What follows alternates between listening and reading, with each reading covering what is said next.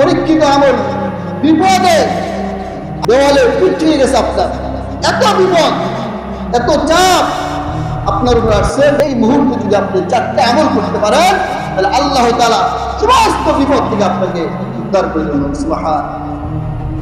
4 আমলের এক আমল ইস্তিগফারের আমল। কিসের আমল?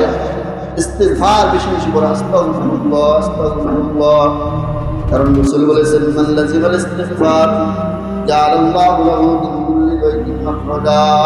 যে ব্যক্তি ইস্তিগফার করবে আল্লাহ তাআলা তাকে দুনিয়ার সমস্ত সংকট, সমস্ত বিপদ থেকে তাকে মুক্তি করে দেবেন। বলেন সুবহান। 2 নম্বরে দরুদের আমল, বেশি বেশি দরুদ শরীফ পড়তে হবে রাসূলের উপর। কারণ আল্লাহ তাআলা আল্লাহ রাসূলকে সবচেয়ে বেশি ভালোবাসেন। তাহলে যে ব্যক্তি দরুদ পড়বে আল্লাহ রাসূলের উপরে, আল্লাহ তাআলা তার উপরে রহম করে তার সমস্ত বিপদ আপদ দূর করে। 3 নম্বরে লা ইলাহা ইল্লা আনতা সুবহানাকা ইন্নী কুনতু মিনাজ জালিমিন।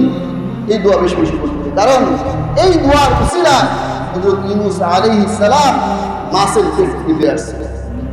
যেন এই দোয়া বেশি বেশি।